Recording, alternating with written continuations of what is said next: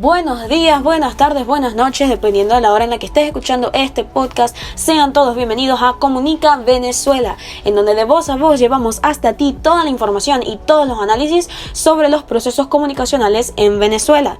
El día de hoy, como todos los lunes, sus acompañantes Valeria Siopa y Luis Eduardo da Silva queremos llevarles un programa especial, esta vez sobre la opinión pública y la libertad de comunicación en Venezuela. Bueno, muchas personas entienden a la opinión pública como la opinión de la gente, como una sumatoria de que los individuos que conforman una población opinen acerca de un tema. Otras, en cambio, entienden a la opinión pública como la opinión de una minoría poderosa, como las élites dentro de la sociedad. También existen quienes definen a la opinión pública como aquella que se emite desde los medios de comunicación de masas. Y lo cierto es que la opinión pública etimológicamente puede definirse como un acuerdo explícito o tácito entre una multitud de personas que comparten un punto de vista sobre una temática social. Pero ¿cómo llegamos hasta esta definición? Realmente la opinión pública, en sus inicios, parte de la premisa de que todas las personas tienen derecho a opinar. Todas las personas tienen un factor individualista de reflexión en el que ellos pueden expresar libremente su visión particular de la sociedad, del mundo y de su entorno en sí.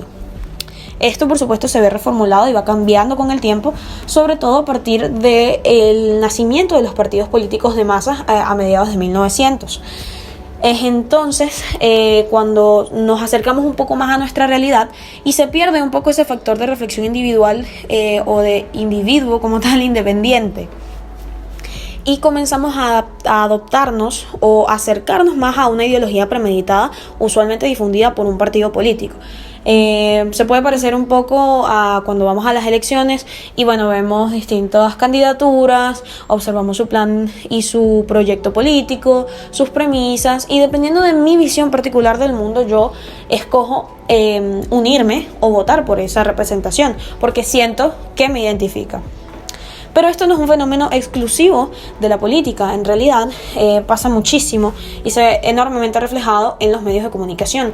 Y es que una profesora me comentó una vez, me hizo un comentario de que el medio es el mensaje, y eso me marcó especialmente porque es totalmente real. Cuando yo prendo la televisión y paso los canales, puedo observar la misma noticia descrita de formas diferentes. O cuando veo un canal de YouTube, cuando leo un Twitter, etcétera, todo se puede ver en opiniones diferentes. Es la misma noticia con distintas percepciones. Y esto se debe ¿a qué? A que ese medio viene reflejando a una agrupación que comparte una opinión que ellos van a esmerarse en difundir. Igual puede suceder con cualquier cosa.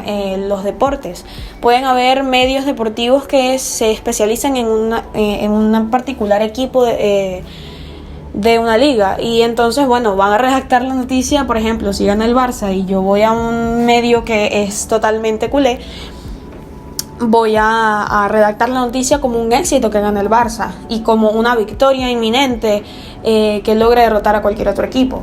Por el contrario, si me voy a su rival opuesto, voy a decir que es algo lamentable que gane el Barça, entre otras formas, para explicarlo en un sentido un poco más sencillo. Ahora, es importante destacar también que la opinión pública no es solo algo que se forme así como así de la nada, sino que tiene un proceso protagonizado por agentes de la comunicación. Pues como hemos venido analizando y mencionando, los procesos de comunicación, los medios especialmente masivos, son vehículos a través de los que se transmiten y se crean imágenes que construyen perspectivas de la realidad y forman parte de sistemas políticos, sociales y culturales. Estos transmiten, crean ideas, información y acontecimientos. Es decir, los medios no solo comunican, sino que también crean corrientes de opinión y formas de interpretar los sucesos. Actualmente existen varias teorías que explican esta relación. Podemos comenzar con la teoría Agenda Setting, propuesta por el Dr. Maxwell McCombs y el Dr. Donald Shaw en 1972. Esta teoría postula que los medios de comunicación de masas tienen una gran influencia sobre el público al determinar qué asuntos poseen interés informativo y cuánto espacio e importancia se les da. Esto se da a través de agendas, que son el conjunto de temas de interés que atraen la atención del público durante un tiempo limitado. Para esta teoría, la agenda mediática conformada por las noticias que difunden los medios de comunicación afecta directamente a la agenda pública de una sociedad. Es decir, que puede cambiar la perspectiva de esa sociedad ante un hecho. Bueno, sí, realmente. De hecho, aquí en Venezuela podemos ver un ejemplo claro del año 2017, cuando los sobrinos de la esposa del presidente Nicolás Maduro, Cilia Flores, fueron arrestados por tráfico de drogas. En esto, un grupo de medios afirmó la existencia de un narcoestado en el país, y a pesar de que no hay una evidencia sólida que respalde esta información, debido a la insistencia de los medios, la aparición de figuras de la oposición en las redes sociales que respaldaban y reafirmaban esto se quedó como un hecho verídico, y aún se cree en la población. Pero bueno, es que como dirían, no tienen pruebas, pero tampoco tienen dudas.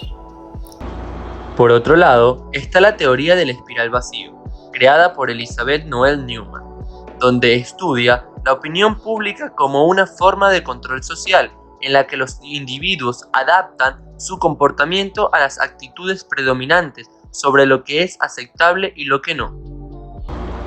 Es una espiral porque Neumann afirmaba que este es una figura que se dibuja a medida que aquellos que tienen posiciones inferiores son callados y las opiniones superiores dominan. Según ella, los medios de comunicación son un silencio con ruido, es decir, en repetidas ocasiones dicen demasiado, pero al mismo tiempo absolutamente nada.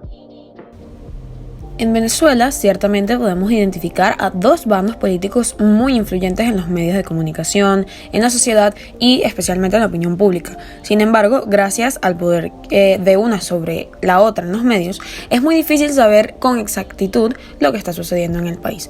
Las semanas posteriores al 12 de febrero de 2014, con los sucesos que detonaron una serie de protestas, dejaron al descubierto la enorme desconexión social e informativa que prevalece en el país, en Venezuela, ante la ausencia de la información confiable y verificada.